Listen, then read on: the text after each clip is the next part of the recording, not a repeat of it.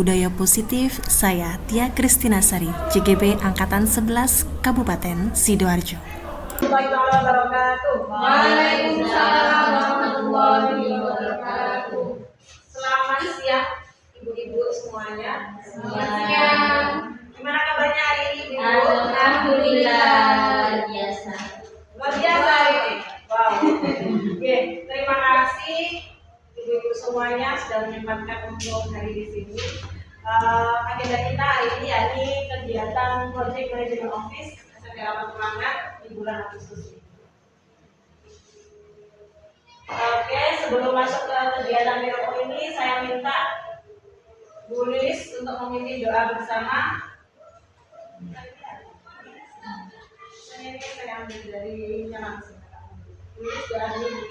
Baik Bapak Ibu, kita awali kegiatan PMO dan sekolah ini dengan bacaan basmalah dan juga surat Al-Fatihah. Semoga kegiatan ini 1 jam ke depan bisa berjalan dengan lancar dan baik serta bisa berdampak pada lingkungan satuan pendidikan kita. Awali dengan bacaan Al-Fatihah, Bismillahirrahmanirrahim.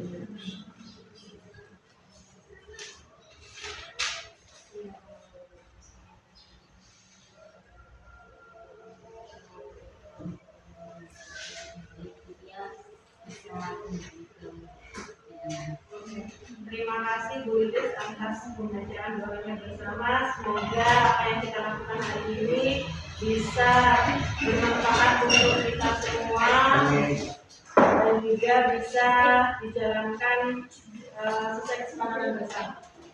Bapak Ibu perlu diketahui bahwasanya kegiatan PMO di bulan Agustus di tahun ini kan kita sudah masuk tahun ketiga.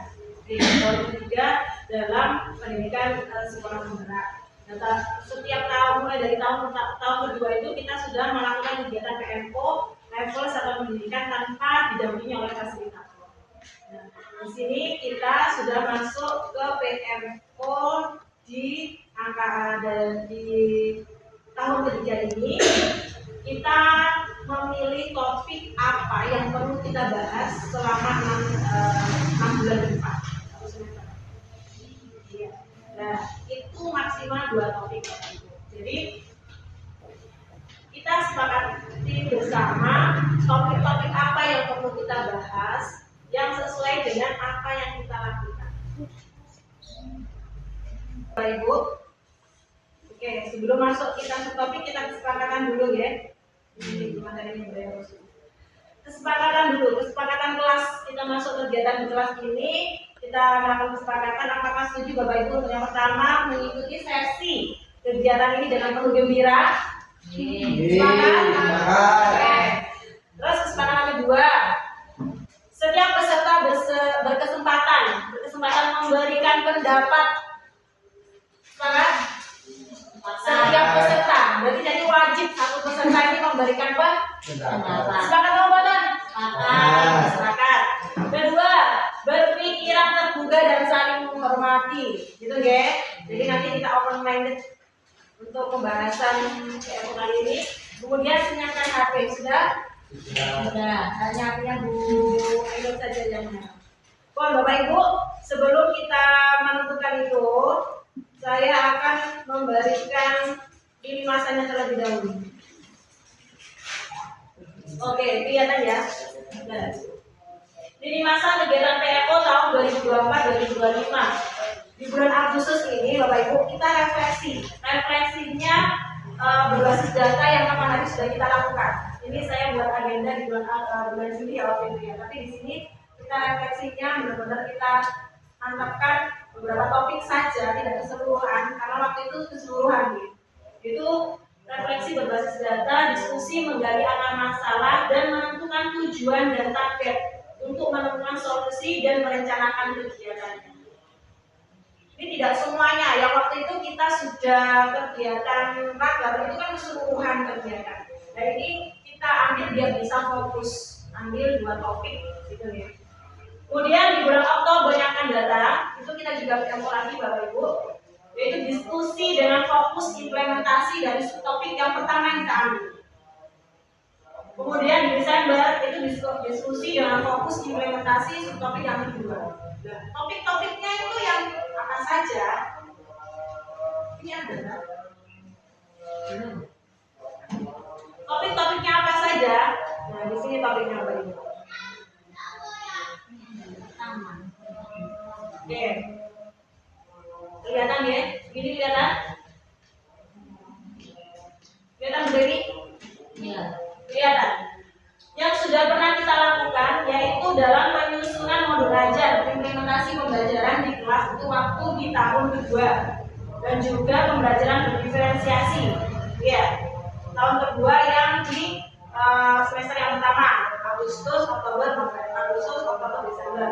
Kemudian yang semester yang kedua kita ambil peningkatan kapasitas guru, penyusunan dokumen peningkatan kapasitas guru. Dan juga di sini ada saya ambil in-house pelatihan mandiri melalui PMM. Ingat ya waktu itu yang di Desember kemarin yang kita mengerjakan kinerja dan sebagainya melalui PMM. Itu ya. Nah untuk kesepakatan di tahun yang ketiga ini kita setelah melihat rapor berbasis data kita, ya, kita mengurusnya ke arah yang mana Bapak Ibu? Itu apa? Penyusunan dokumen P5 itu sudah terstruktur apa belum? Kalau belum, kita buat ini PM ini. Ya, penyusunan dokumen. Jadi kita ambil topiknya manajemen dan pengembangan sekolah atau yang implementasi. Manajemen. Kalau implementasi kan pelaksanaan. Iya, yang pelaksanaan itu kan tiap harinya buat modul dan sebagainya. Itu kan belum menurut saya. Kalau penyusunan kalau yang manajemen pengembangan kan di awal itu gerakannya, aturannya ini yang ini sudah adaptasi. Yang manajemen sudah. Berarti implementasi ya. Implementasi penyusunan dokumen P5 itu ya. Kemudian kan kita ambil dua, Bapak Ibu. Boleh topiknya dua, boleh lintas subtopik boleh. Jadi kita sudah ambil satu penyusunan dokumen P5 dan satunya apa Bapak Ibu? Saya lihat kemarin kejadian yang waktu di musola itu beberapa anak yang kilometer dan sebagainya. Saya mendengar hal itu. Jadi kalau semisal saya turun ini ya masuk ke ini penyusunan program pengembangan budaya positif. Bagaimana Bapak Ibu? Ya masuk ke ingin keamanan. Jadi nanti budaya positif ini kan bunyinya sudah ya waktu itu ya. Jadi P5 itu. Iya, budaya positif belum ya? Cocok ya sama iya. Yang rapat pembeda kemarin kan karakter kita sedikit belum. Aku nggak naik. Yang literasi Karakter yang dulu. naik karakternya. Literasi. Literasi sama karakter ya. Pun ya kita sepakati ya. Iya. Kita mandiri. Pun ya kita ada mendengarkan dulu. Mari coba. Di sini bisa. Penentuan dua tema ini. Oke, penentuan dua tema. Implementasi pembelajaran di kelas kita ambil yang penyusunan dokumen P5. Sepakat ya? Oke. Kemudian yang kedua, topik yang kedua iklim keamanan dan inklusivitas kita ambil yang penyusunan program pengembangan budaya positif. Oke. Oke, sudah. Kita sepakati bersama itu yang kita ambil.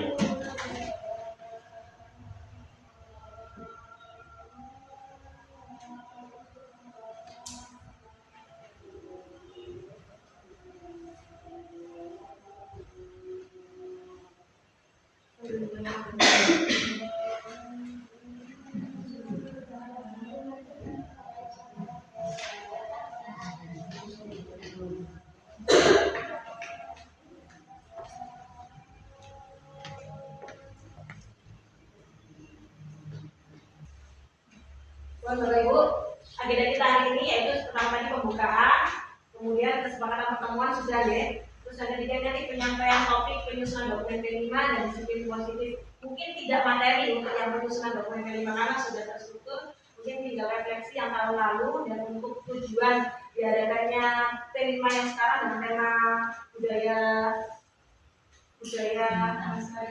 melestarikan budaya Indonesia. Itu nanti target dan tujuannya apa, ya itu saja. Kemudian kita diskusi dan tanya jawab. Nanti mungkin ada kegiatan penerapan ya, untuk direfleksi. Baik, kita kembali yang ke BMO dulu. Oh ini sudah ya. Kita lanjut. Nah, ini masa kegiatan PMO di bulan Agustus ini, Bu. 8 Agustus waktu itu kita pertemuan, kita sudah melakukan kegiatan refleksi dan tanggal 10 kemarin waktu pertemuan menentukan tujuan dan target dengan pendekatan inquiry apresiatif dengan visi prakarsa perubahan kemarin. Ya.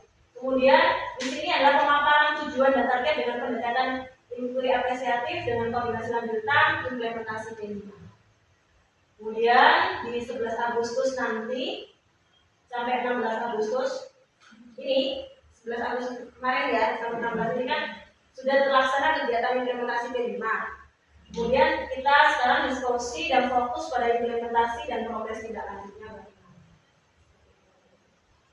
Sebelum itu kita refleksi, hasil refleksi kita kemarin. Kemarin ini refleksinya menggunakan 4P, yaitu peristiwa, perasaan, terus apa lagi kemarin? Pembelajaran dan penerapan. 4P ini kita kalau refleksi ke anak-anak kan banyak yang digunakan ya, pakai topi merah, topi putih, topi kuning, dan sebagainya. Lampu merah, lampu merah, lampu lalu lintas merah hijau. Nah, saya refleksi proyek di tahun lalu, ya ini proyek P5 tahun ajaran 2023-2024 berjalan lancar dan sukses dengan mengusung 3 tema untuk kelas uji, yaitu gaya hidup berkelanjutan, suara demokrasi, dan bangunan jiwa raga. Sedangkan kelas 8 gaya hidup berkelanjutan, kearifan lokal, dan bangunan jiwa raga. Nah, ini bagaimana perasaan Bapak Ibu yang kemarin sudah mendampingi anak-anak, menuntun anak-anak dalam kegiatan proyek ini? Senang, Seru, tambah wawasan juga, wawasan, lancar, sukses itu. Jadi terutama yang koordinator ya, yang buat mobil ya. Kan mengetahui bagaimana jalannya demokrasi gitu ya. Ya, tahu tentang pengelolaan sampah, terus hidup sehat, bagaimana ya. Nah itu koordinator yang berbicara. Sekarang yang pendampingnya, pastinya bagaimana? Saya tahu kalau seperti ini. Oh baru tahu ya. Oh alhamdulillah. Bu Dewi.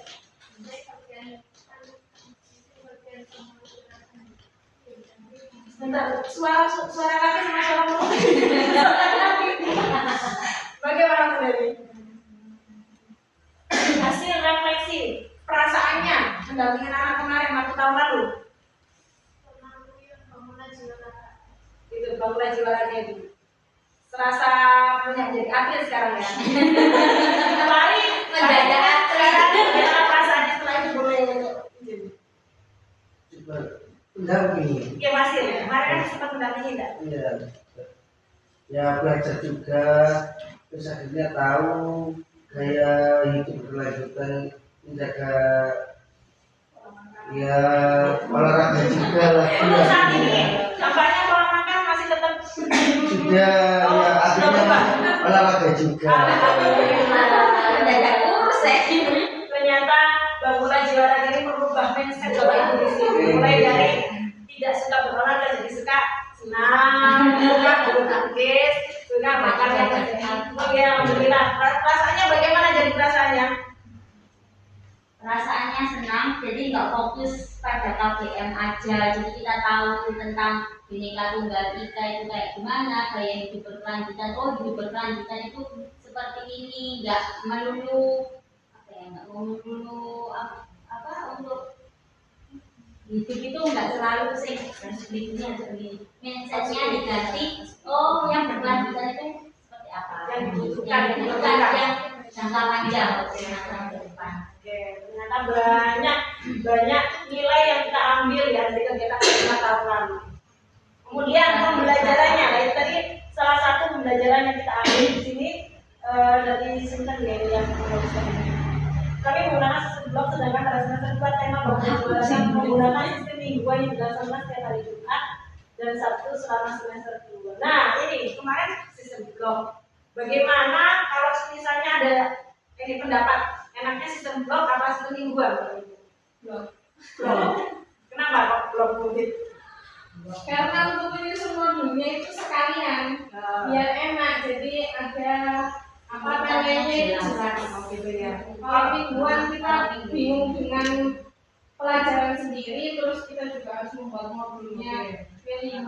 Salah satunya itu mungkin faktor usia, tidak bisa mencak ya. Betul, kalau sudah fokus gini terus ya ternyata sama. Kemudian berarti itu untuk kedepannya mungkin koordinator ini bisa jadi refleksi untuk kegiatan P5 untuk kedepannya memakai sistem blok saja, jangan memakai sistem mingguan karena sangat memberatkan. Mari mencoba. Ya, terima kasih. Kemudian penerapan. Hari nggak cuma. Ini di luar. Oh iya. Penerapan dalam pembelajaran dengan menggunakan sistem blok lebih efisien dan fokus pada kegiatan sehingga dimensional sampai yang disampaikan sama Bu Dia tadi ya. Sedangkan dalam sistem mingguan terkadang lupa berkaitan dengan kegiatan sebelumnya. Oke, sudah. Oke, sekarang menentukan tujuan dan target yang kita sudah sepakati yaitu Bapak Ibu penyusunan dokumen P5 dan juga penerapan pembuatan program disiplin positif. Nah, ini tujuan dan target penyusunan dokumen P5 ini secara keseluruhan, tidak hanya tema yang kita ambil kemarin ya. Itu tujuannya apa Bapak Ibu? Ibu-ibu sekarang bertanya, saya sebagai penulis. Tujuan penyusunan dokumen P5. Apa sih tujuan adanya kegiatan P5 itu Ibu?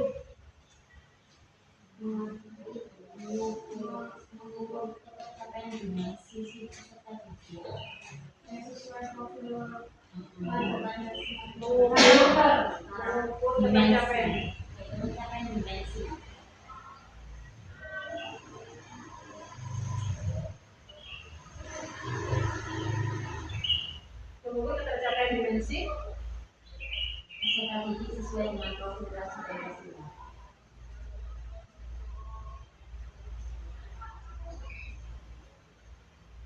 sesuai dengan selain itu mungkin dari publik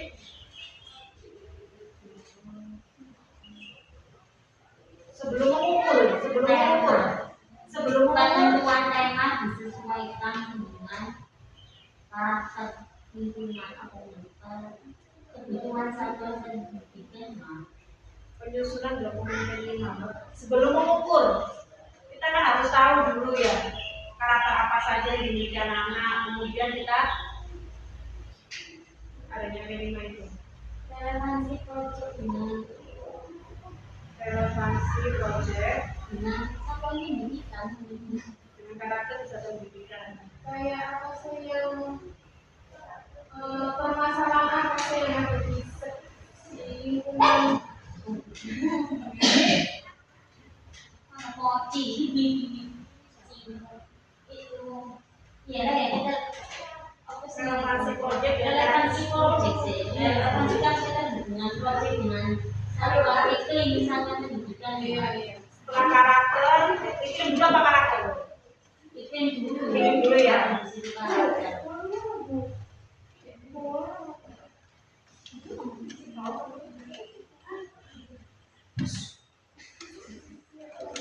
Apa dia pengen belajar iklim itu ya, relevansi proyek dengan iklim satuan pendidikan dan relevansi proyek dengan karakter di satuan pendidikan. Sudah cukup atau ada tambahan lagi?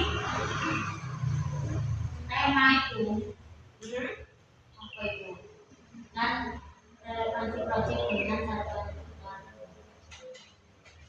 pokoknya tema itu dikaitkan dengan tema itu ya relevansi objek dengan iklim serta pendidikan itu nanti menghasilkan tema.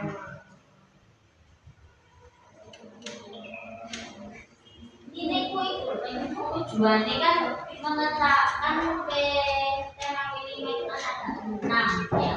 Ya.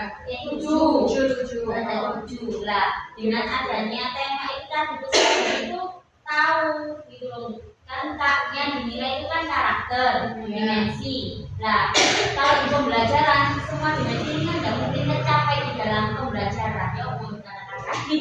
Jadi dengan adanya kelima itu kan bisa mengukur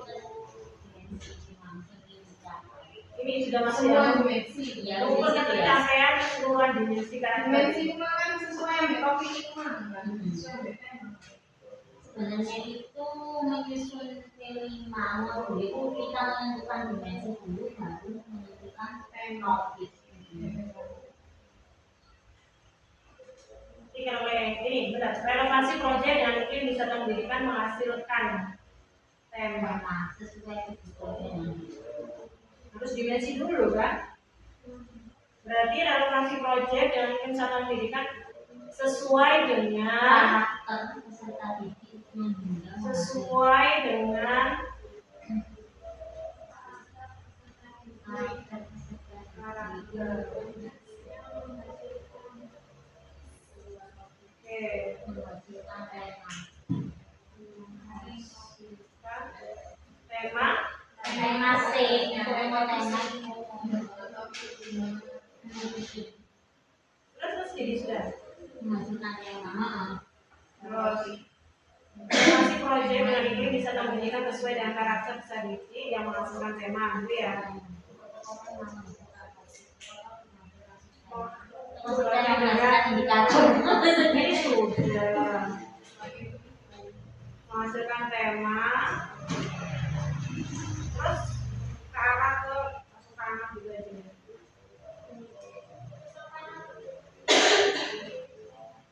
Iya nih, Menghasilkan tema kelima. Guys. sudah aja. Kok tema Saya sepakat ini. Gimana? Ada tambahan? Kelihatan tabunginya. Itu bedanya sih kita kan bisa belum. Iya iya iya gitu saya. Mungkin kacamatanya ketinggalan. Oh, sekarang. Nah, Bukan enggak betul. relevansi proyek dengan iklim satuan pendidikan sesuai dengan karakter peserta didik yang menghasilkan tema P5.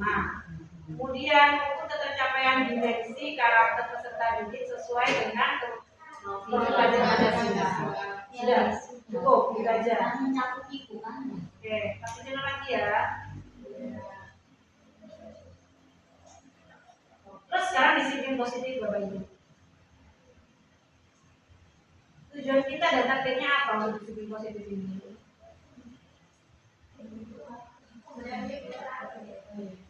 Apa? Bagaimana? Apa Bumi? Mengenalkan, yuk. Mengenalkan Budaya disiplin positif positif, mengenalkan budaya positif. yang bisa diterapkan. Positif yang diterapkan di sekolah gitu ya. Di sekolah. Oke. Terus yang kedua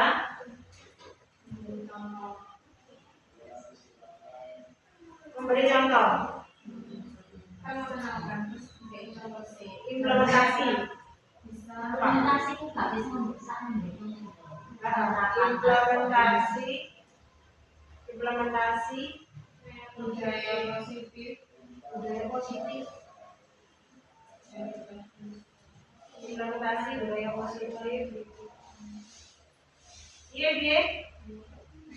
Aduh, kan Implementasi budaya positif.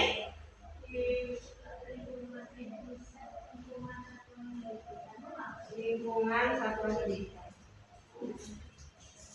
Terus, ini kita bicara disiplin positif tidak hanya untuk siswa nih, untuk seluruh warga. Jadi nanti kita akan hasilnya di lingkungan satuan kita nyaman dilibatkan semua ya wis satuan pendidikan sekarang apa ya? Dia nggak usah dijelaskan ya, sudah cukup ini saja. Pengenalan budaya positif yang diterapkan di sekolah. Terus kemudian implementasi budaya positif lingkungan pada lingkungan satuan pendidikan. Pada lingkungan satuan pendidikan. Oke. Bapak Ibu, untuk kegiatan P5, nah biar tahu semuanya ya, tidak hanya koordinator saja yang tahu, penyusunan dokumen P5 itu Bapak Ibu, di sini tujuannya satu, relevansi proyek dengan iklim di satuan pendidikan sesuai dengan karakter peserta didik yang menghasilkan tema.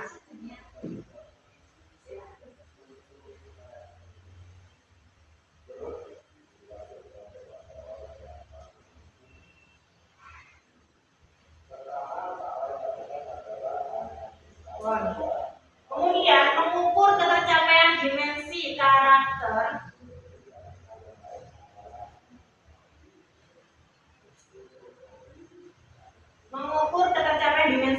peserta didik sesuai dengan profil pelajar Pancasila. Jadi nanti ada hubungannya antara penyusunan dokumen P5 sama budaya positif, disiplin positif di situ.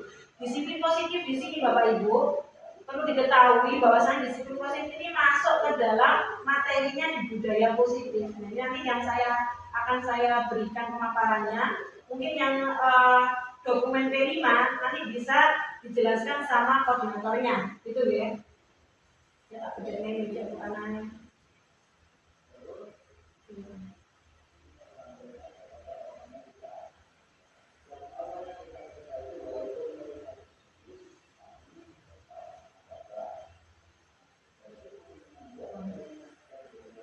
Ya, kita sudah dapat tujuan dan targetnya seperti ini. Jadi tujuan kita adanya relevansi tadi. Tujuan kita penyusunan dokumen relevansi ini nanti di proyek-proyek selanjutnya juga harus ada relevansinya dengan iklim satuan pendidikan gitu. Sesuai dengan karakter yang menghasilkan tema itu. Mengukur ketercapaiannya nanti. Kalau tujuannya ada mengukur ketercapaian, maka di hasilnya nanti harus ada hasil ketercapaiannya yang bisa diukur. Misal karakter apa yang sekarang diambil?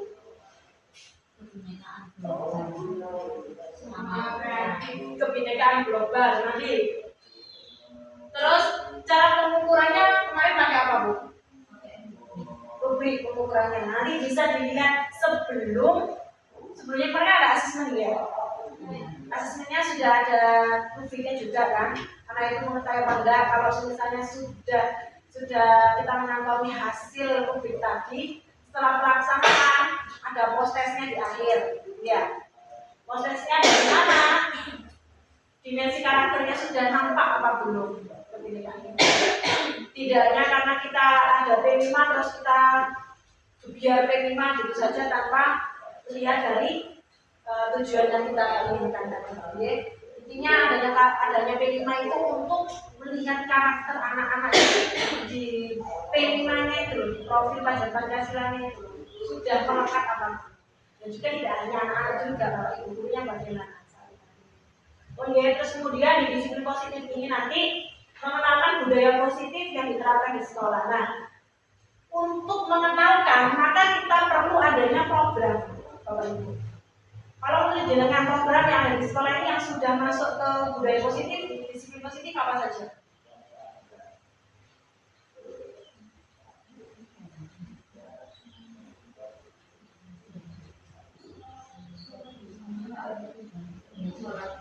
Sholat berjamaah, kemudian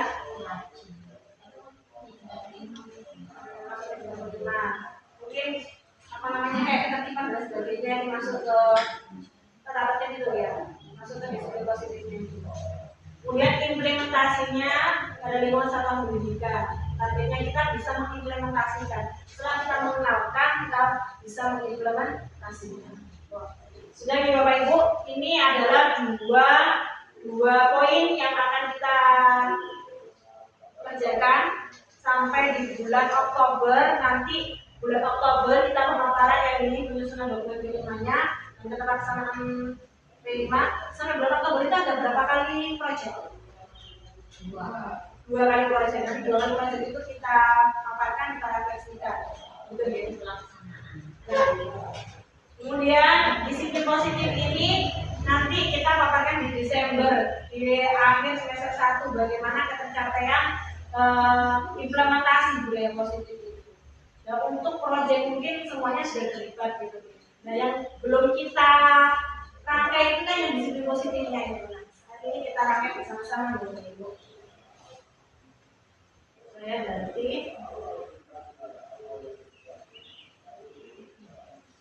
Nah, di sini saya mencoba untuk membuat pemaparan di budaya positif.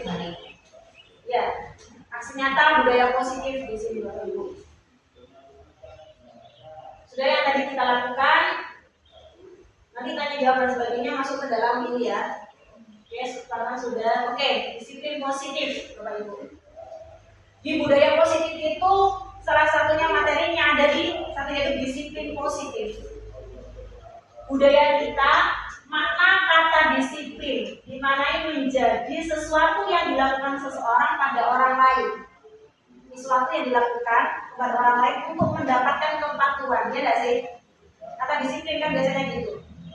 Datang tepat waktu sebelum jam 7 itu kan dari orang ya diberikan kepada orang lain untuk mendapatkan kepatuhan. Kita cenderung mengukur kata disiplin dengan ketidaknyamanan. Kita ini aja refleksi dari diri sendiri. Misal dikasih jam untuk tiket, nyaman nggak? Apa enggak? Kadang saya sendiri merasakan kayak gitu ibu-ibu. Tiket murah. Akhirnya apa yang kita lakukan? Kita langgar, gitu ya. Ya. Kita sharing saja di sini. Saya juga kayak gitu merasanya.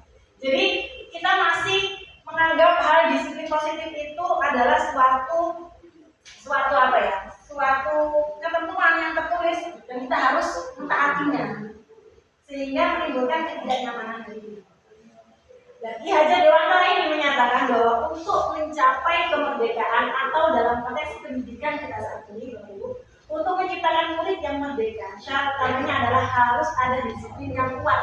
Nah, di sini kita kesentil di sini harus mempunyai disiplin yang kuat.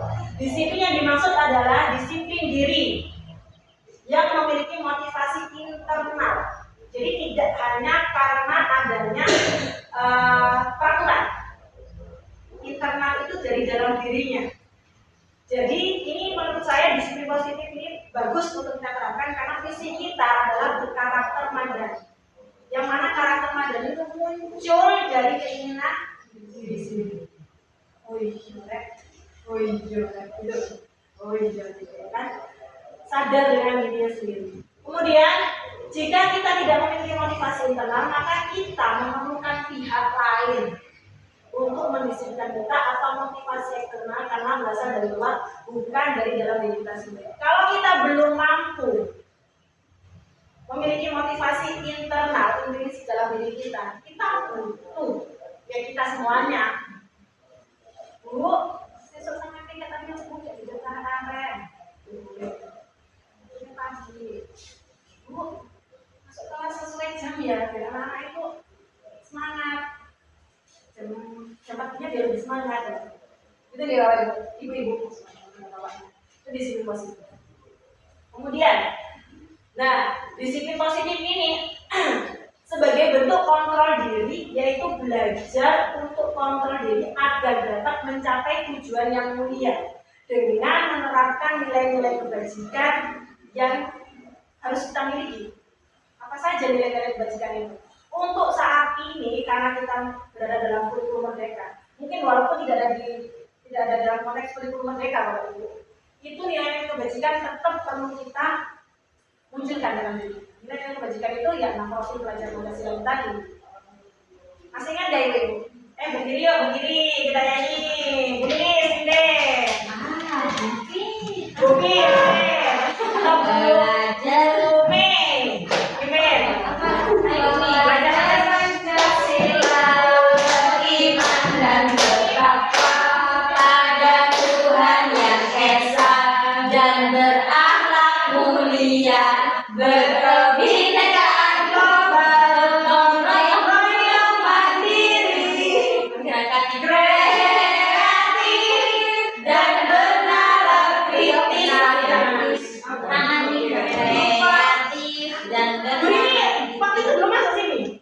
Oke, dia tahu. Bumi sudah kan?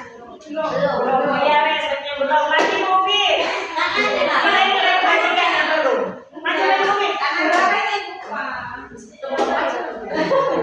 Iya tadi Pak. Belajar Pancasila, beriman dan bertakwa pada Tuhan Yang Esa dan berakhlak mulia, berkebinekaan global, gotong royong mandiri, kreatif dan bernalar kritis.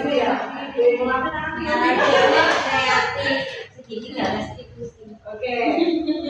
Wah, silakan duduk kembali, Ibu. Nah, itu adalah nilai-nilai kebajikan yang perlu kita miliki dan kita berikan. Kita berikan contoh untuk anak-anak juga. Jadi tidak hanya muridnya yang kita tuntun melalui kegiatan P5 tadi, namun dari hasilnya yaitu bapak ibunya di sini harus bisa menerapkan nilai-nilai kebajikan itu. Kalaupun tidak bisa semua, paling tidak 1, 2, 3 lah. Oke, bapak ibu ya, ibu ya. Wah, di sini disiplin positif. Lanjut. Nah, bisa diambil. Disiplin positif ini sekolah yang kita cita-citakan. Murid memiliki kompetensi dan karakter Pancasila. Murid ini memiliki kompetensi dan karakter Pancasila. Kemudian dari pembelajaran yang berpusat pada murid, ini yang di kampus pendidikan itu Bu. Kemudian iklim sekolah yang aman, inklusif dan merayakan kebinekaan. Ini masuk ya dalam lima kita. Kemudian pendidikan yang efektif, gemar belajar, berbagi dan berkolaborasi. Ini menerapkan dari P5 itu ada reflektif, kolaborasi, dan kemudian ini kepemimpinan untuk perbaikan layanan berkelanjutan. Lingkungan yang aman dan nyaman berbasis disiplin positif di sekolah akan berdampak secara maksimal pada perkembangan pembentukan karakter dari peserta didik.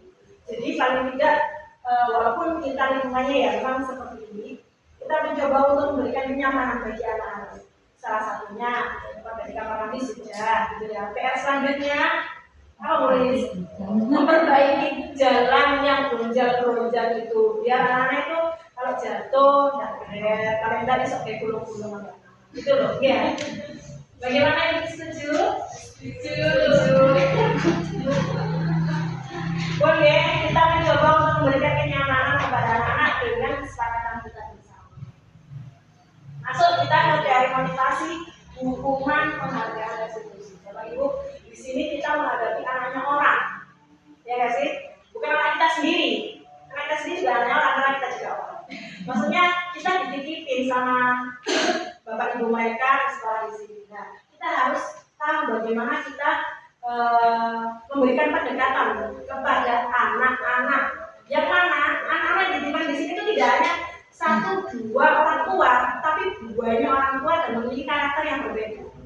Nah, pentingnya kita belajar teori motivasi, bagaimana memberikan, apakah kita memberikan hukuman atau kita memberikan penghargaan dari restitusi itu tadi.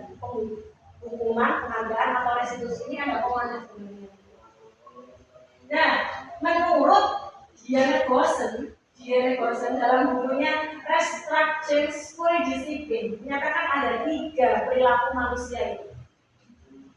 3 motivasi perilaku manusia. Yang pertama, untuk menghindari ketidaknyamanan atau hukuman. Menghindari ketidaknyamanan atau hukuman berarti mereka menghindari itu dengan cara masanya banyak, biar tidak dihukum. Kenapa kamu kok datangnya terlambat? Bu, tadi bocor kan beda, kalau seperti itu kan hukumannya beda. Nah, kita harus memiliki langkah bagaimana menghadapi, memberikan motivasi anak-anak dengan seperti itu. Kan banyak, kadang senang alasan. Kita kan ada murid yang seperti itu. Kemudian yang kedua, untuk mendapatkan imbalan atau penghargaan dari orang lain. Kalian masuk cepat di kelas tanpa terlambat, nanti guru akan memberikan bintang. Selama 1 semester, jika kalian punya bintang 10, nilai langsung menjadi 90. Itu ya, motivasinya itu. Jadi ini untuk mendapatkan imbalan, tapi tidak baik untuk jangka panjang. Karena nanti anak akan menjadi gara-gara hadiah. Yang lain untuk menjadi orang yang mereka inginkan dan menghargai diri sendiri dan dengan nilai-nilai yang mereka percayai. Menjadi orang yang mereka inginkan, kebebasan dari anak-anak. Mereka inginnya seperti apa, tapi kita arahkan, gitu. Bukan membebaskan itu mereka. Hukuman ini bersifat tidak terencana atau tiba-tiba. Hukuman itu ya, hukuman itu bersifat tidak terencana atau tiba-tiba. Ketika anak-anak ini bedanya hukuman sama konsekuensi, Bapak Ibu. Kalau biasanya sampai di kelas memberikan hukuman atau konsekuensi? Konsekuensi. Apa bedanya hukuman dan konsekuensi? Ini bedanya kalau hukuman itu, ibu-ibu, tidak terencana atau tiba-tiba anak itu kamu terlambat, putar sekarang. Nah, itu hukuman. Ya. Dan anak atau murid tidak tahu apa yang akan terjadi dan tidak dilibatkan. Maksudnya tidak dilibatkan itu kalau ketika masuk terlambat itu kan kesepakatan bagaimana. Itu kalau itu masuk ke pasukan. Itulah hukuman tadi, tidak melibatkan anak-anak dalam memberikan ini hukumannya tadi. Kemudian kalau konsekuensi itu sudah terencana atau sudah disepakati bersama. Nah, seperti kita tadi kesepakatan kelas harus bahagia, gitu kan ya. Kalau atau bagaimana? Ya harus bahagia, gitu kan ya. Kemudian yang sesuai bersama tadi. Kemudian sudah dibahas dan disetujui oleh murid dan guru. Umumnya berkonsekuensi dibuat oleh pihak di sekolah. Jadi nanti kita hanya meminta pendapat sama anak-anak. Oke, setuju kayak saya tadi. Setuju ya. Ganti baca. Lanjut ya. Tahu ya perbedaan hukuman dan konsekuensi. Nah, di sini. Oke. Bentar.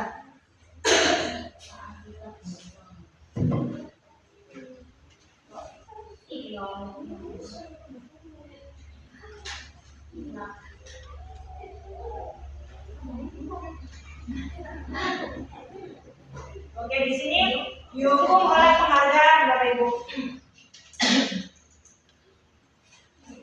Dihukum oleh penghargaan. Saat kita berulang kali menjanjikan hadiah seperti yang saya sampaikan tadi kepada anak-anak agar berlaku bertanggung jawab, awalnya baik, tapi untuk jangka panjang itu akan mengakibatkan anak itu ini. Nanti aku dapat hadiah kayak gini.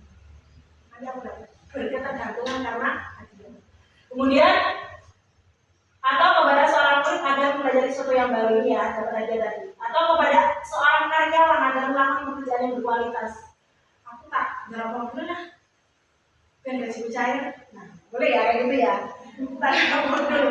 Itu sudah sebuah jiwa Bapak Ibu.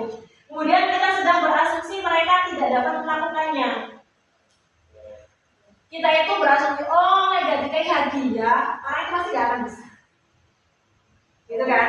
Ini bisa diterapkan yang punya anak bisa. Karena kayak gitu, pancingan. Jangan sering memberikan hadiah. Atau mereka tidak akan memilih untuk melakukan. Kalau tidak ada hadiah itu mereka pasti tidak akan melakukan. Kalau nggak ada reward, pasti nggak akan melakukan. Gitu. Saya sudah menerapkan di anak saya. Jadi selama ini sebelum saya belajar tahu dan lain sebagainya tentang ini, pulang dari pelatihan, ya nanti diberikan rumah gini, menurut ya. Namun setiap hari akhirnya ketergantungan. Kalau makan gini dan hadiahnya loh, ya salah berikan di sana. Jadi kalau nggak dapat hadiah saya nggak boleh ke rumah. Nah, seperti itu. Jadi ketergantungan itu boleh untuk jangka pendek, tapi tidak baik untuk jangka panjang. Nah sekarang ini, tak gede ya. Ini masuk ke hukuman, penghargaan, atau bagaimana?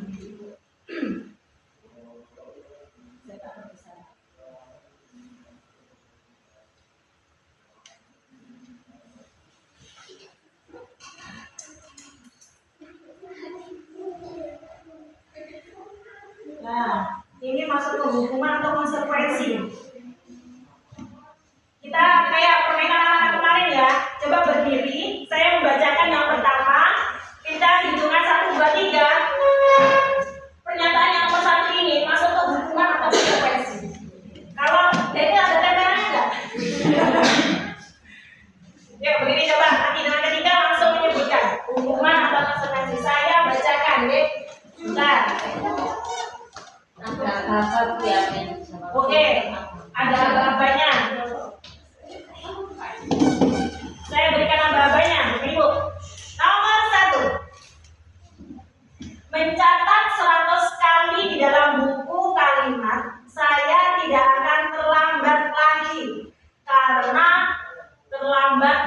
sekolah.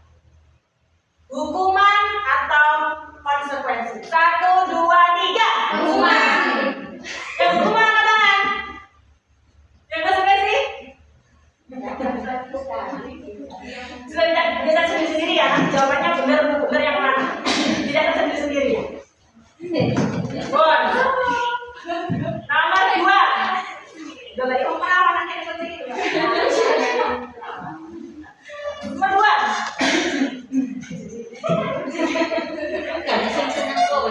Lari mengelilingi lapangan basket 2 kali karena terlambat di sekolah. Hukuman atau konsekuensi? 1, 2, 3. Hukuman. Ditulis ya, ditulis. Ditulis, ayo. Nomor 3 sekarang. Murid diminta untuk push up 15 kali karena tidak menggunakan masker di sekolah. Hukuman atau konsekuensi? 1, 2, 3. Hukuman. Ada yang konsekuensi? Ditulis ya Bu ya. Nomor 4. Menggantikan kertas tugas teman yang telah dicoret-coret. Hukuman atau konsekuensi? 1, 2, 3. Konsekuensi. Mana? Itu betul ya?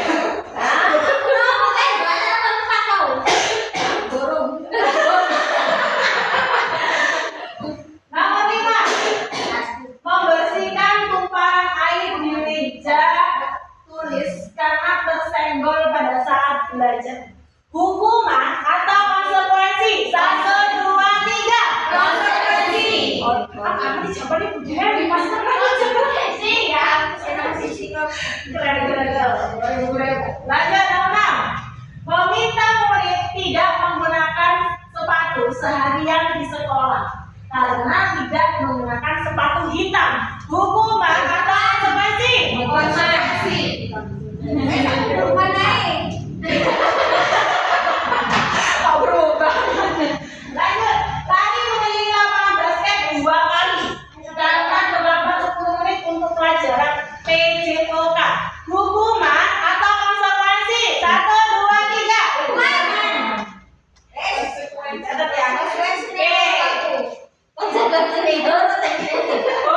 sekarang silakan dulu Bani, kita cross-check Bapak Ibu.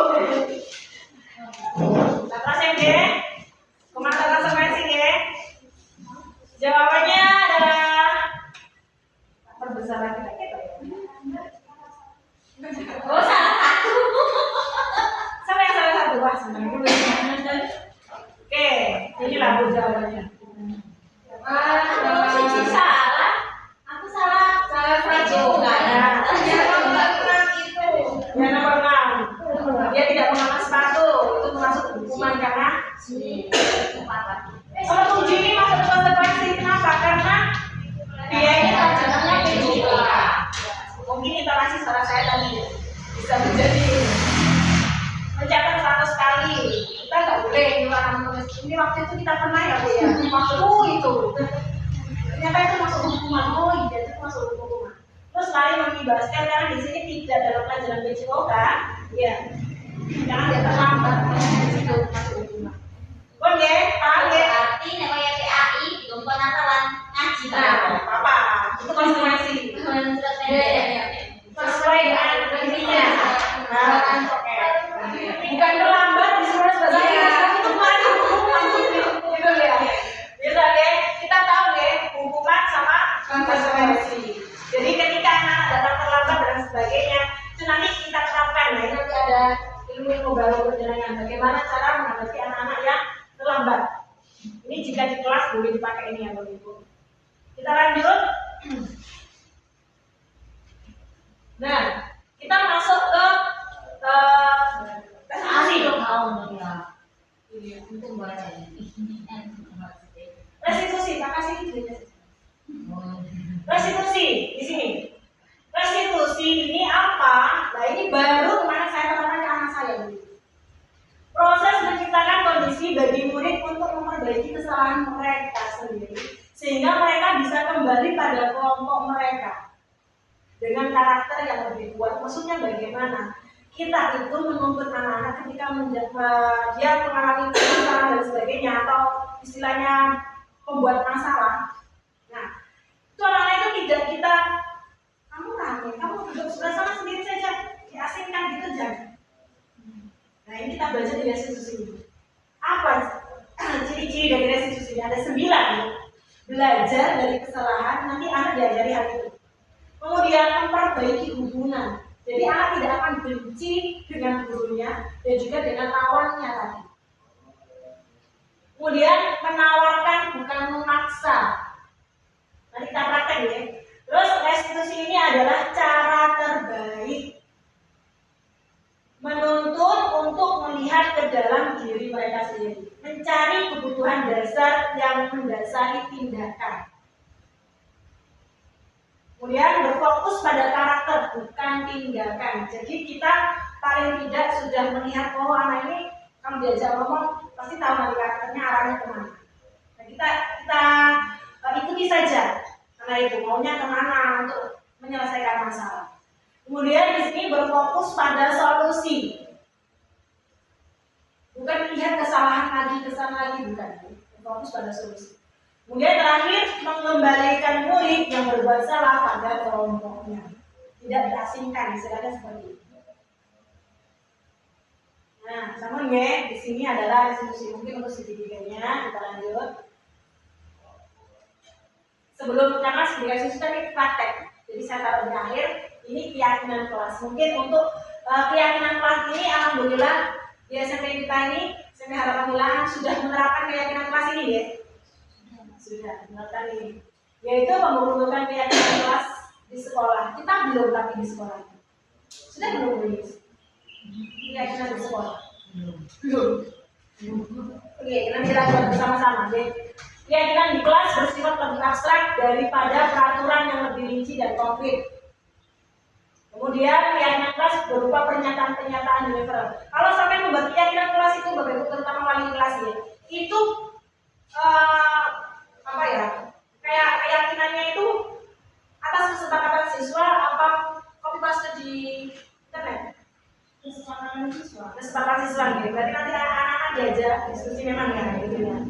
Karena kemarin ada yang bentuknya itu paling murid ini ya, karena saya kan main kelas dua ini itu keyakinan kelas tuh beli, saya tahu bisa ya, belinya seharusnya sama anak-anaknya gitu. Terus ini keyakinan kelas sebenarnya tidak terlalu banyak, tapi itu sehingga bisa diingat sama warga kelas itu. Kemudian keyakinan kelas sebenarnya sesuatu yang dapat diterapkan di rumah tersebut yang dilibatkan adalah semua warga kelas. Kemudian bersedia meninjau kembali keyakinan kelas dari waktu ke waktu. Ini masih dipakai apa enggak di semester 1. Ini masih dipakai apa enggak semester 2. Gitu ya. Oke, kita buat keyakinan sekolah sekarang Bapak Ibu. Saya yang menulis seperti tadi, sampelnya memberikan ini. Lanjut. Oke, kita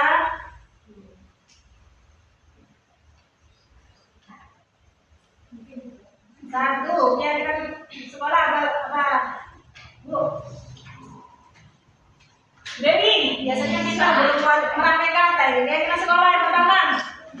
Yang pertama cinta lingkungan sekolah. Menerapkan 5S mungkin gitu ya? Ya. Ya.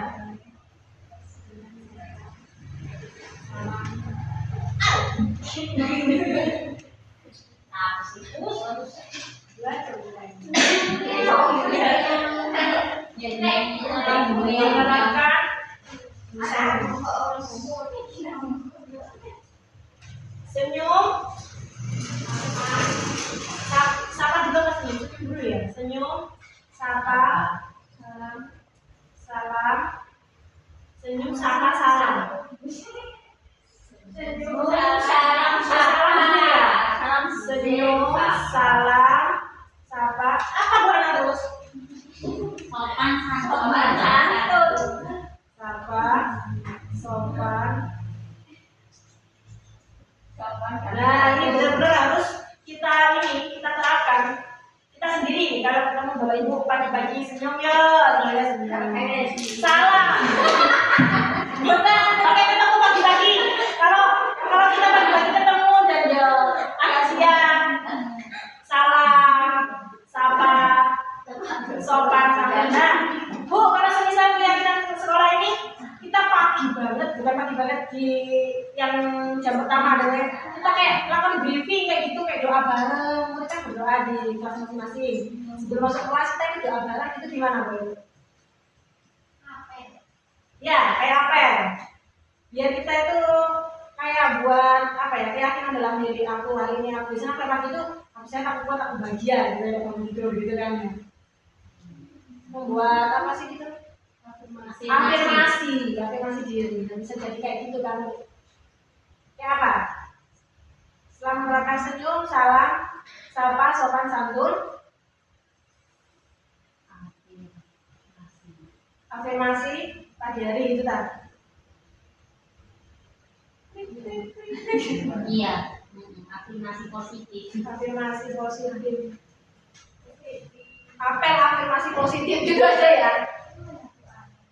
Ada nggak?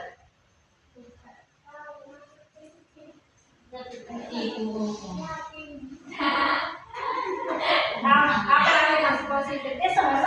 Seadanya orang aja lah kok berani loh.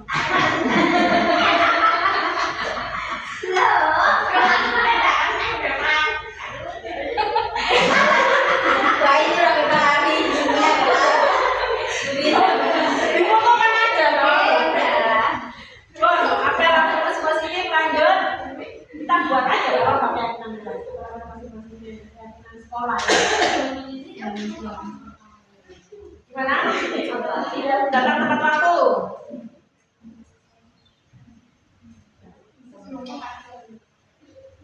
Nomor 1 ya itu ya, datang tepat waktu itu ya.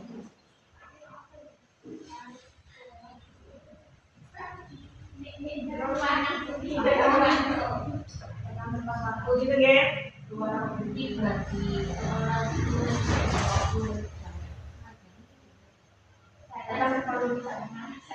Datang sebelum jam ngajar.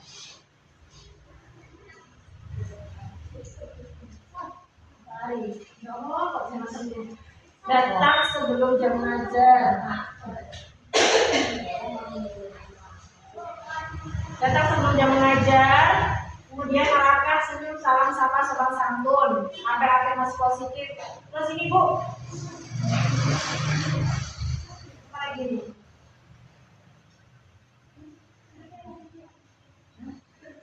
Aku kan ngomong seragam, tapi ada beberapa yang belum berseragam. Iya.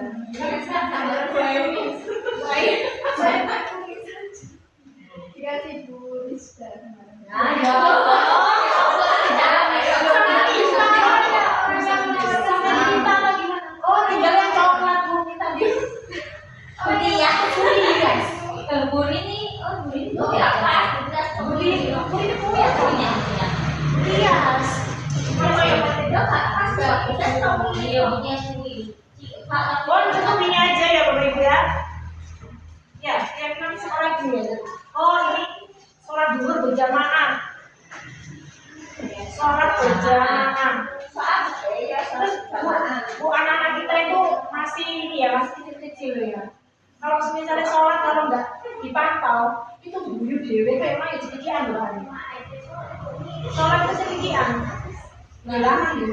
Misalnya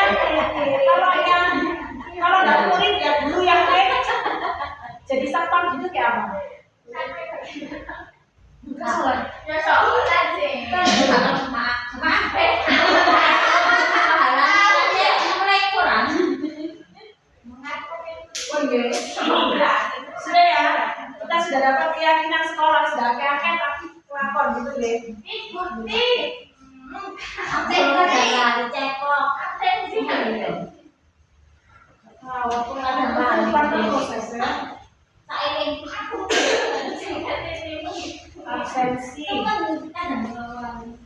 Cek clock masuk pulang. Pulang ya bakal cek clock. Oh ya, sudah? Lanjut.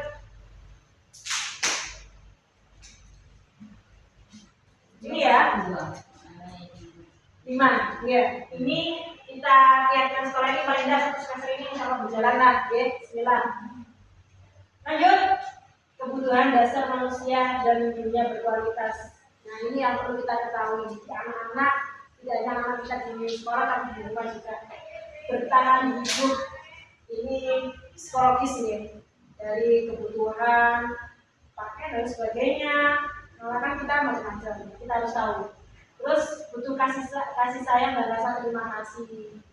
Kemudian penguasaan, kebebasan dan kesenangan. Kita harus tahu ini kita tempatkan anak ini butuh apa. Dengan mendekati kita itu anak ini butuh apa. Misal ada teman yang tidak membawa makan, anak tidak membawa makan, tapi anak itu minta ke teman-temannya. Itu sampai nilai di bagian ini kebutuhan dasar mana yang belum terpenuhi dari anak tersebut. Kalau semisal ada masalahnya, jadi salah satu murid Anda nggak membawa bekal makan, misal disuruh tulis, besok bawa makanan sehat ya, tapi anak itu nggak bawa.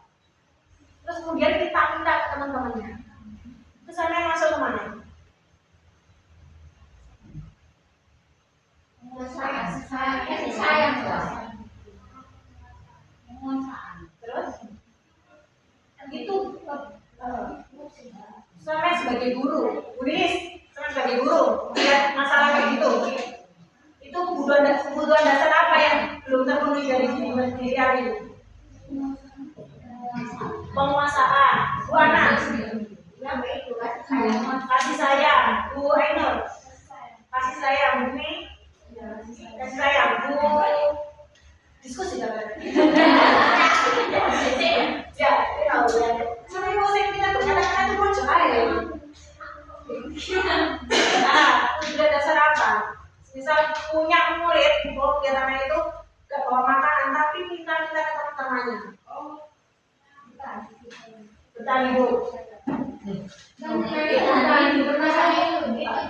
Ada 5 bertani Bu.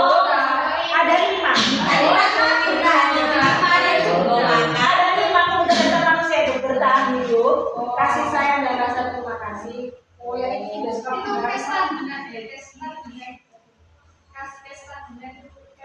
Ya. Kemudian kebebasan, kesenangan, penguasaan. Bertahan hidup. Nah, kebutuhan dasar ada 5. Apa Pak Ari? Apa aja Pak? Ini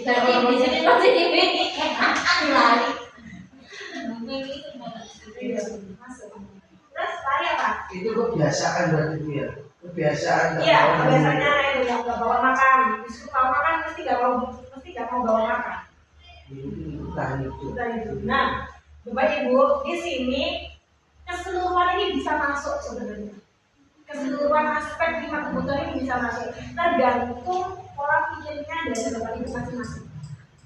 Kalau bertahan hidup, Bumi kelompok tadi. Kenapa Bumi memilih bertahan hidup? Karena kemudian ada satu yang tidak punya makanan. Tapi gimana caranya dia itu memperoleh makanan agar dia bisa makan gitu ya. Oke, so kita jawab dengan kesenangan pun bisa. Sudah hobi. Karakternya dia. Walaupun disuruh orang bawa makan, dia tetap tidak mau, tapi tetap bilang itu kesenangan bisa masuk. Kemudian penguasaan pun bisa. Aku begini kebutuhannya, aku gak bawa makanan kan ya. Kemudian kasih sayang dan rasa terima kasih itu dari teman yang ngasih dan sebagainya masuk ke sini. Kemudian kebebasan dia yang tadi itu minta-minta dan sebagainya. Tadi diberi sama orang tua, dikasih apa kita lagi. Nah, gitu. Itu tergantung dari pola pikir kita sendiri sebagai guru. Alhamdulillahnya, Bapak Ibu di sini itu kebutuhannya positif, yaitu bertahan hidup. Nah itu ya.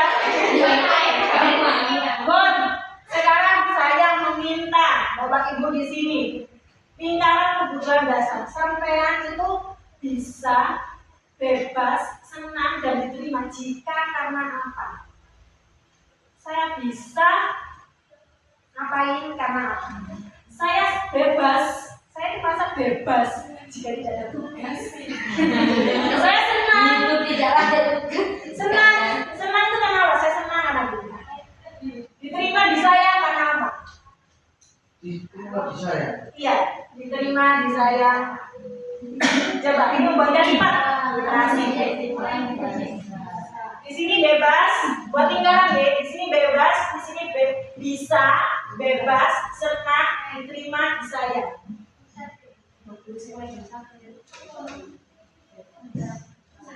Ini cocok betul materi kekerasan ini.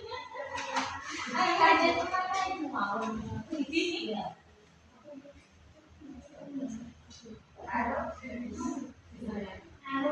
Saya besarkan ya. Saya Kalau besarkan. kita itu yang bisa itu. Saya bisa. Bisa. Bebas. Berarti yang bisa juga saya bisa lebih. Saya bisa. Gini misalkan. Karena ini saya bisa. Lebih bolak-balik. Diterima saya. Diterima di saya. Diterima di saya. Kita undi ya. Tidak semua bersuara nanti kita saya undi. Dewi. Oh, mau menyampaikan? Ini dalam lingkungan Bebas. Bebas. Bebas sih. Bebas. Saya disayang suami agar bisa belanja. diterima di sayang Dewi. Diterima di sayang ya. Saya bisa. Saya bisa ya. Oleh suami. Karena bisa gimana ya? Bebas. Wah, Kalau saya lagu saya ini kalau saya senang bojone uang bahaya. alhamdulillah.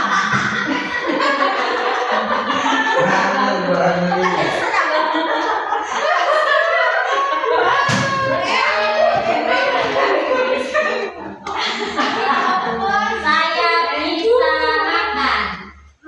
Karena apa? Karena saya sehat. Senang kalau senang itu. Bebas, Bebas, bebas. Maksudnya sama kita berbojomu gratis. bisa. Oh, saya bisa beli mobil baru. Tenang dong. Iya, Mas. Aja digoreng itu. Oh, boleh bisa. Saya bisa titik-titik karena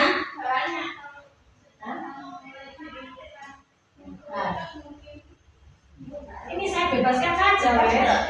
Mau mengunyit nggak apa-apa, wes. Mau mengunyit di sekolah nggak apa-apa. Mau bebas boleh. Bebas saja. Jadi ya, saya bebas. sembarang. Rasa bebas karena apa? Oh, iya. Ada kata-kata rasa bebas, saya bebas karena apa? Oh, ada kata bebas kan? Saya bebas. Saya merasa bebas tanpa ada tugas. Itu saya ya. Ayo. Sudah? Beneran kelima? Wes, kau orang wes. Jadi kami seliak nih. Mau sih. Sesuai, Bu.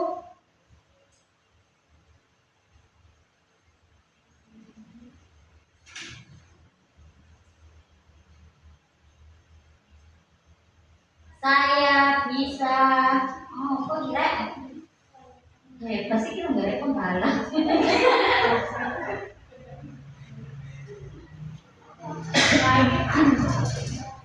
Nanti yang ambil undiannya Bu Ana ya, karena sesepuh lagi risiko.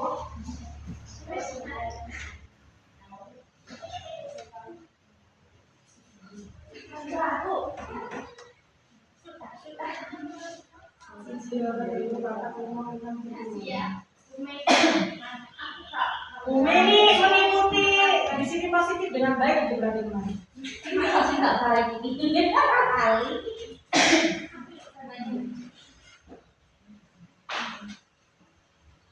Anak-anak itu bisa main enggak? Akbar. Ini salah satu. Tuh, ibu dia dari telepon. Siapa? Mamanya. Iya. Iya. Bukan gini. Tahunnya mungkin kamu tahu. Sudah tak umumkan di grupnya itu cuma murid bahwa pramuka libur bisa pulang jam 11. Kamu kejutan Iya mana? Sudah ya? Nanti karena kita bermain peran di sini. Oh, cakep kok. Dua-dua nanti. Ya. Mana ambil? Kita tengok. Yes. Sip. Yang dapat undian adalah Tuh, cici dong kan ya. Ufi. Tepuk tangan buat Ufi. Ayo Ufi menyampaikan Ufi. Loh, masih dapat 2. Apa ya? Ya. Bisa, saya bisa membagi waktu dengan baik antara bekerja dan di rumah. Oke, luar biasa. Ini yang Ayo. Saya bisa diterima dan disayang di keluarga dan lingkungan pertemanan. Oke. Ini dapat itu. Oh, tadi senang dan bebasnya ambil lagi Buana. besok Gimana saya punya di sini?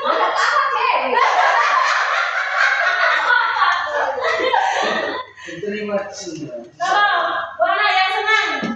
Terus saya senang dapat uang enggak jajanan murah senang anak-anak beli di saya. Oke, Buana senang jika banyak pembelian. Kalau bebas, Buana bebas. Oh, saya bebas anak-anak untuk ambil sendiri minuman.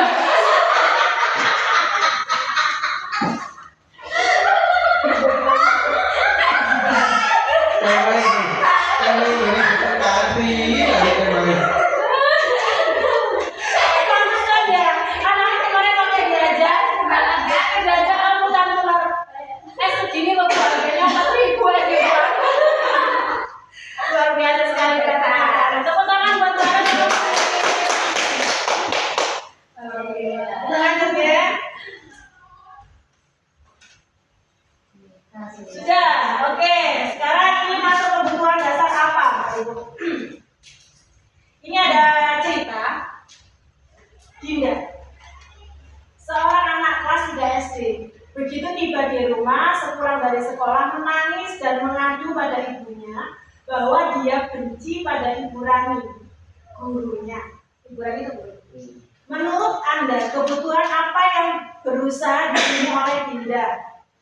Jika jawabannya seperti ini, bila Anda berada dalam posisi Ibu Rani dan mendengar informasi dari ibunya Dinda, apa yang akan Anda lakukan pada Dinda besok ketika Dinda masuk sekolah agar kebutuhan Dinda terpenuhi? Ini ya pertanyaannya. Ngerti ya tadi?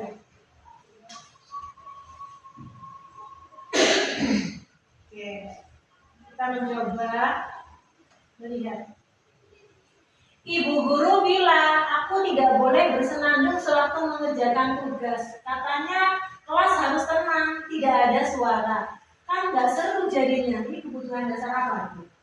Ditulis ya di sini. Ada 5 tadi kebutuhan dasar ya. Bertahan hidup, kasih sayang, bebas, bebas. Bertahan hidup, kasih sayang, penguasaan, kesenangan, dan kebebasan.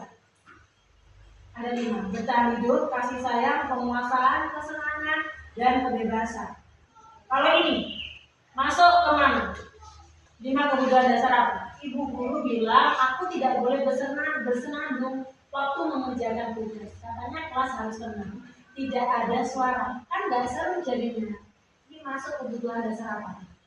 Sudah, lanjut. Ibu guru tidak menyapaku hari ini, padahal aku pakai jepit baru loh.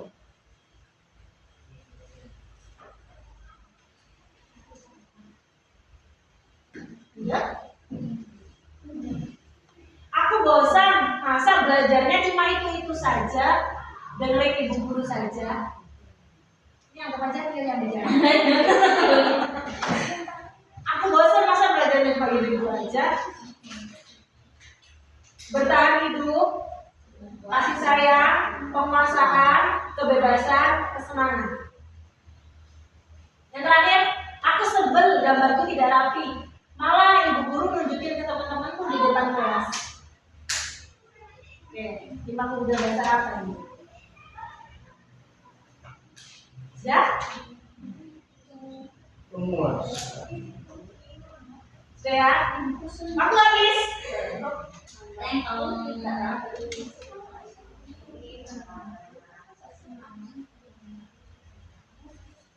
Itu dari mana, Bu?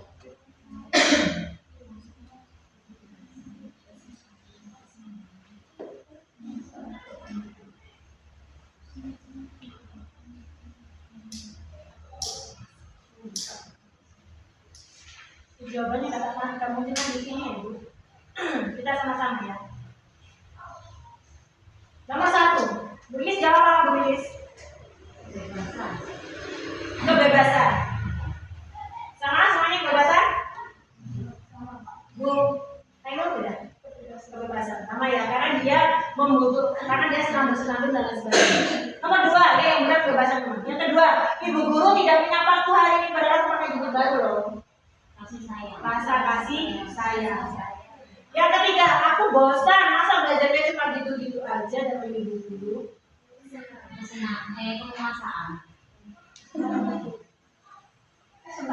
Penguasaan. Bosan masa belajarnya cuma gitu-gitu aja.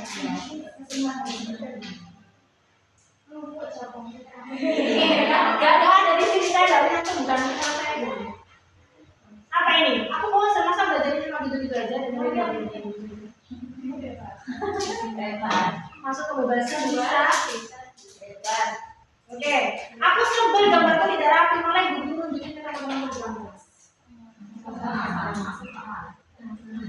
Penguasaan. Sudah ya? Tuh, lanjut.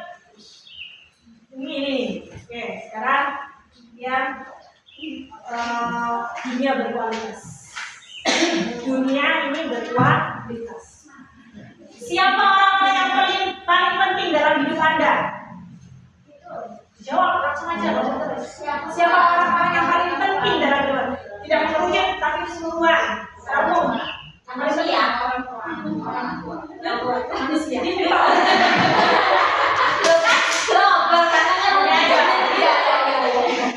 Kemudian nilai-nilai kebajikan apa yang terpenting dalam hidup Anda? Kira-kira kebajikan itu arti yang profit belajar Pancasila. Yang terpenting itu apa? Beriman. Ketakwaan mulia. Yang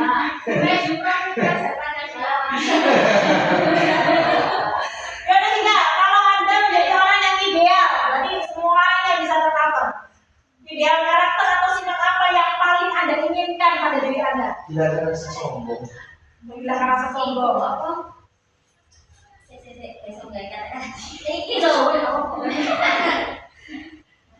Apa yang paling sangat inginkan? Yang ada lari dan sombong. Berarti yang baik. Ramah.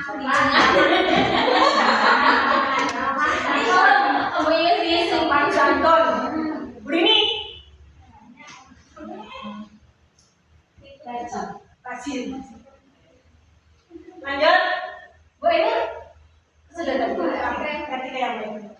Apa pencapaian Anda yang Anda sangat banggakan, yang sudah sampai detik ini, pencapaian yang sudah Anda banggakan, yang sudah sampai banggakan sampai detik ini. Dari mulai Aceh, mulai sekarang kabul bayaran. Bermanfaat, jangan suka dimanfaatkan. Jangannya membuat apa ya? Itu hidupnya bermanfaat. Terus pencapaian, mana? Pencapaian yang dirasa saat ini yang sangat dibanggakan. Ya aku mah kotoran gue. Bisnis dia. Bisa menghidupi keluarga. Luar biasa. Kayak kita. Aduh, nih. Oh, bisa Luar biasa. Aduh, Dewi. Oh, aku nanti baru. Anak-anak dari SMP semua ini. Ini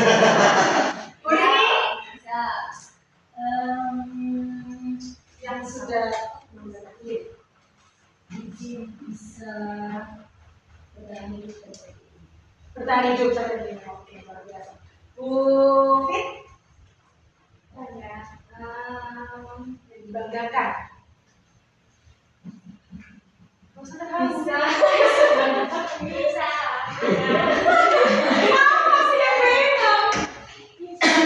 Bisa belajar banyak hal tentang dunia pendidikan sampai saat ini. Luar biasa. Pari. Menang melawan masa lalu. Apa? Sudah menang melawan masa lalu. Wah, luar biasa. Makin siang makin panas ini. Bisa melawan aku bisa belajar. Lanjut pertanyaan, apa pekerjaan ideal bagi Anda? Mana? Pekerjaan ideal.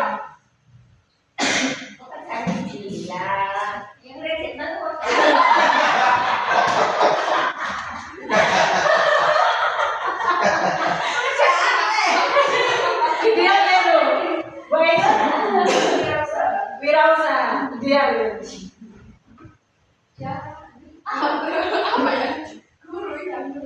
Jadi guru sesuai dengan cita-cita saya. Bu, ideal Anda.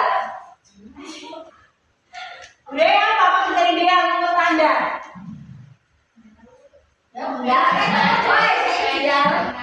Dengan pekerjaan sekolah. Dengan IT. Bu, Kecorkan ini. Chef. Tapi kok belum muncul ya saya di sini. Fotografer di sini. Bu, Fit menjadi guru. Ya, kali. Kalau dulu mungkin hobi yang menghasilkan. Kalau sekarang mencari ilmu sambil menghasilkan. Oh, pekerjaannya mencari ilmu dan menghasilkan. Apa itu? Pekerjaannya dia berada ya. Kerjanya sesuai hobi. Biar ideal. tidak sesuai hobi biar kita capeknya enggak. Udah di TikTok ya. Capeknya biasa. Iya, saya banget. Oke. Ceritakan bagian perjalanan hidup Anda di mana Anda merasa itulah titik puncak hidup Anda. Yang merasakan puncak hidup. Mungkin salah satu. Cari itu tuh di buku. Titik puncak ini loh. Aku merasakan sudah menjawab oleh masa besar. Akhirnya titik puncak apa? Pagi baik. Ketika saya diberikan anugerah adik perempuan. Wah, Perempuan itu luar biasa. Perempuan. nggak lagi ya. Baik. Titik puncak. Enggak. saya bisa bekerja sampai saat ini. Luar biasa. Oh, teman ya. Iya. Bu. Ceritakan bagian perjalanan hidup Anda di mana Anda merasa Berada di titik puncak. Luar biasa berjalan-jalan. oh, saya kenal. Saya sudah mencapai puncak merasakan nikmatnya. Ya Allah sudah masalah sudah sangat bersyukur. Kalau tidak bersyukur belum selesai. Siapa yang tidak bersyukur Pak? Ya, berada di SMP Harapan Tulangan dengan teman-teman yang apa komitmen bagus itu sudah di puncak hidup. Nikmat. Kerja yang kooperatif. Nikmat itu ya. Iya, nikmat. Apa yang paling bermakna dalam hidup Anda? Bening, yang paling bermakna dalam hidup. Kenapa itu? Kenapa itu? Yang paling bermakna dalam hidup. Makna dalam hidup. Mungkin saya bisa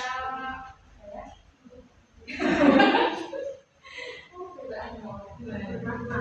bisa mengeksplor dunia yang baru, terus bisa mengembangkan ilmu yang dapat mungkin dari kecil hingga dewasa ini. Ya. Ya, luar biasa. Siapa yang belum jawab? Udah ini? Ini belum. Bermakna. Hidup bermakna hidup. Bermakna dalam hidup. Wawasan. Ini juga. Nah ini kita komunikasi. segitiga restitusi ini, kita dalam menghadapi anak-anak perlu menerapkan hal ini, Bapak. Yang mana kita yang pertama menstabilkan identitas anak-anak. Ketika anak-anak bersalah, distabilkan. Ya, saya dulu juga pernah merasakan hal tersebut. Semisal dia bertekar dalam ini ya alat tulis, pinjam dan sebagainya. Dia nggak suka kalau dipinjam. Oke, itu pembelaan diri dari anak yang dipinjam. Ketika kami menstabilkan identitas, karena pasti ini setiap orang pasti pernah melakukan kesalahan. Berikan kalimat tersebut kepada anak itu. Saya juga dulu pernah melakukan kesalahan hal sama dengan kamu, nak. Kamu tahu kesalahan kamu itu apa, gitu kan? Nah, ditanya hal tersebut. Kita tuh masuk ke dunia itu kita menyamakan, menstabilkan identitas itu. Kamu bukan satu-satunya anak yang pernah melakukan hal itu, jadi tidak menyudutkan anak itu. Kamu tidak hanya kamu saja yang pernah melakukan kesalahan itu. Ibu juga pernah, bapak juga pernah melakukan kesalahan itu. Itu menstabilkan identitas anak. Jadi anak tidak akan takut untuk menyelesaikan masalahnya. Setelah itu, validasi tindakan yang salah. Misal tadi meminjam dengan paksa, misalnya. Bagaimana? Kamu tentu punya alasan mengapa kamu melakukan hal itu, nak. Yang ditanyakan. Kenapa kamu melakukan hal itu? Kenapa kamu pinjam ke temanmu itu secara paksa? Kamu pasti punya alasan. Ditanyakan. Baik seperti itu. Kemudian, adakah cara yang lebih efektif untuk mendapatkan apa yang kamu butuhkan? Ditanyakan lagi ke anak. Jadi tidak kita menggurui, oh kamu tuh harusnya itu minta izin dan sebagainya. Jangan masukkan kata-kata ini. Kita kaji, kita dekati. Seharusnya kamu tuh punya cara lebih efektif. Gimana kamu meminjam teman? Harusnya bagaimana? Pasti anak berpikir, oh iya saya harusnya itu izin dulu. Saya tuh harusnya itu bilang dulu ke teman saya dalam senang. Pasti anak mengucapkan hal itu. Kemudian setelah kita validasi tindakan yang salah tadi, kita kembalikan ke keyakinan, menanyakan keyakinan dalam diri anak itu. Lebih-lebih kalau itu kejadian di dalam kelas, kita tanyakan keyakinan di kelas itu bagaimana. Ketika meminjam barang teman harus bagaimana, kita akan harus sudah memunculkan itu. Ketika meminjam barang teman harus izin dan sebagainya. Kita tanya, keyakinan kelas apa yang telah kita sepakati? Keyakinan kelas apa yang sudah disepakati di kelas? Nah, saya tahu, saya menganggap ini keyakinan kelas apa yang sudah saya sepakati di kelas. Oh, saya tidak izin untuk pinjam pensi dan sebagainya. Terus, setelahnya, kamu ingin menjadi orang yang seperti apa? Kalau kamu melanggar keyakinan itu, kamu ingin menjadi orang seperti apa? Kita kembali ke keyakinan. Dan dari segitiga restitusi ini ampuh sekali begitu. Ini saya terapkan kemarin, mungkin yang biasa story saya itu ketika anak saya tantung karena HP, jam pulang ke rumah sama main HP itu sudah kesepakatan saya sama anak. Ketika dia pulang langsung pulang. Ketika itu anak saya main HP, tantung dia. Akhirnya kesepakatan kalau tidak langsung pulang, tapi saya matikan, saya off-kan lewat family itu. Saya off-kan anaknya mau marah-marah dan sebagainya, saya terapkan ini. Dan alhamdulillah yang biasanya saya ikut mengarah dan suaranya keras untuk menghadapi anak saya, itu kemarin tidak keluar suara keras. Nah, alhamdulillahnya ini bisa diterapkan, tidak hanya di sekolah, tapi juga di rumah. Coba nanti kalau misal alam, kan awalnya alam, dan medis dan sebagainya, yang anak-anak yang konteksnya itu suka membuat masalah, coba didekati dengan segitiga restitusi, distabilkan, kemudian validasi tindakan, kembalikan lagi keyakinan. Pengen jadi anak seperti apa sih? Kembalikan lagi seperti ini. Paham ya? Jadi kita itu di sini, kita kan satu keluarga. Ada, memang harus ada yang punya karakter. Kamu tegasnya itu kayak, ya kamu tuh memvalidasi anak itu tanpa perlu ini apa menstabilkan validasi tindakan yang salah terus. Kalau semuanya memvalidasi ya, menstabilkan semuanya, terus tidak ada yang validasi tindakan yang salah, tidak ada yang ke dalam menanyakan keyakinannya, anak-anak masih menjadi merasa bersalah terus. Jadi ada di sini posisi kontrol restitusi. Jadi posisi kontrol restitusi ini, Bapak Ibu guru harus tahu. Di sini ada menjadi penghukum, suara tinggi, bahasa tubuh merotot dan sebagainya. Terus ada membuat merasa bersalah, ada teman, ada pemantau, ada manajer. Saya berharap semua Bapak Ibu guru ini bisa melaksanakan menjadi manajer. Nada suaranya tulus, bahasa tubuh tidak kaku, menjadikan murid. Jadi nggak serta-merta menjadikan murid itu merasa bersalah. Boleh salah satu guru saja ini bisa awalnya ya bisa membuat merasa bersalah boleh. Terus kita selesaikan dengan segitiga restitusi. Kemudian guru lain jangan menjadi murid itu membuat merasa bersalah. Tapi kita jadikan mereka itu kita sebagai manajer. Bukan jadi teman ya, Bu. Bukan jadi teman. Kalau jadi teman ini tidak baik untuk jangka panjang, akan kebergantungan sama kita. Ketika ada masalah mendekati salah satu guru saja. Ketika ada masalah ini mendekati salah satu guru saja. Nah, kita sepakat kita semua siapa yang akan menjadi, misal ya, ini ada jangan penghukum lah kalau penghukum terlalu kecil ya. Menjadi membuat merasa bersalah atau jadi manajer. Kalau misal ada kejadian kita belum kontrol nih, jadi kita belum bisa kontrol. Kemudian salah satu guru ini marah-marah ke anak dan guru lain jangan ikut marah, biarkan guru itu saja. Jadi menunjukkan karakter, oh iya saya kalau guru ini harus kayak gini loh, saya ke semua guru itu harus kayak gini loh. Jadi guru yang marah tadi harus bisa kayak apa ya, menunjukkan sama anak, jangan sama saya saja, tapi semua guru. Itu hanya satu guru saja cukup. Yang menjadi situ satu guru cukup. Yang lain yang menjadi manajer. Dan menjadi manajer jangan bilang kayak gini, iya memang guru si A itu kayak gini, jangan kayak gitu.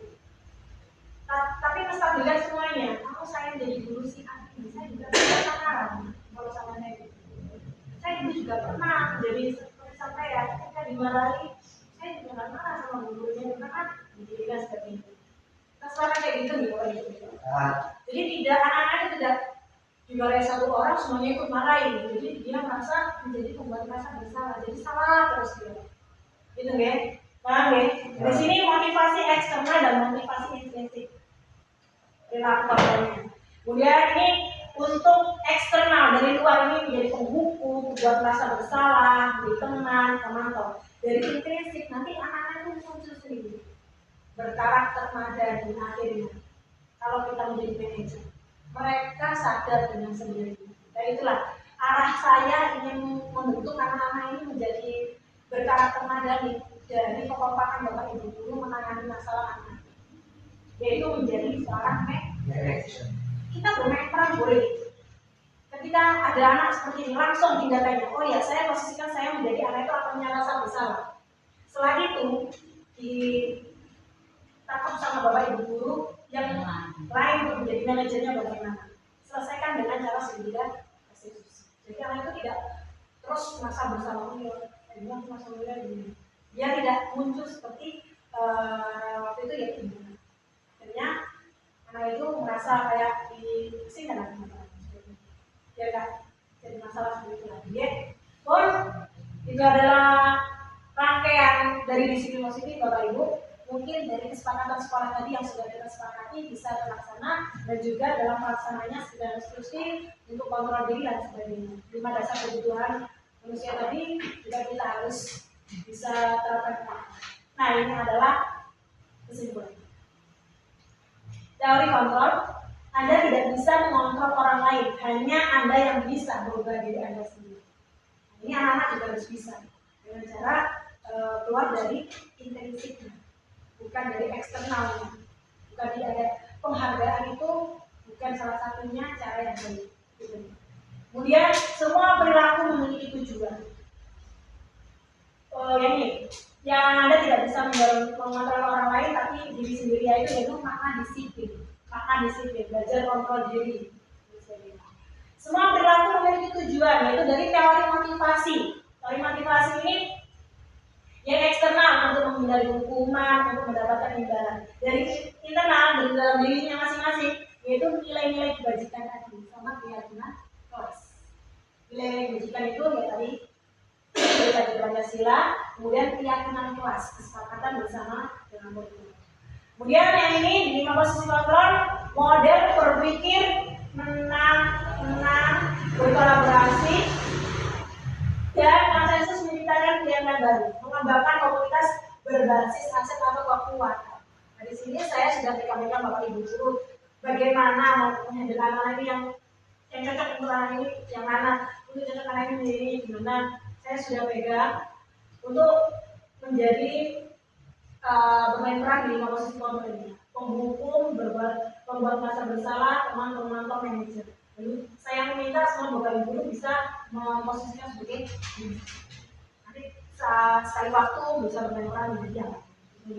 Kemudian 5 kebutuhan dasar manusia, bertahan hidup, pemasaran, kasih sayang, di bagaimana tadi, okay? Kemudian dari teori motivasi dan kebutuhan ini bisa diselesaikan semuanya dengan segitiga restitusi.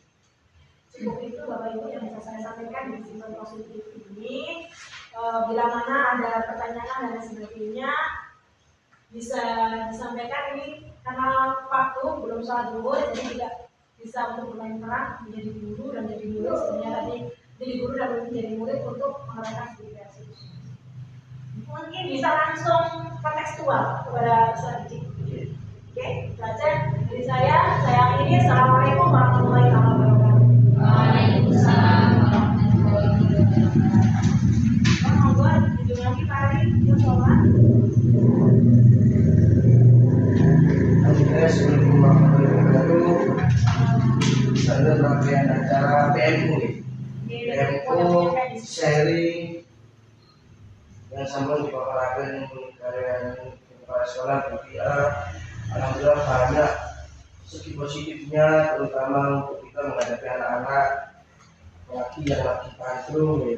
Teknologi sakit manfaat dan kemaslahatan sedanten sakit atau sakit dari nopo sing ingin kita ciptakan kita bentuk nih. Mungkin nopo sedanten diperkenalkan seperti koordinator dan sebagainya dan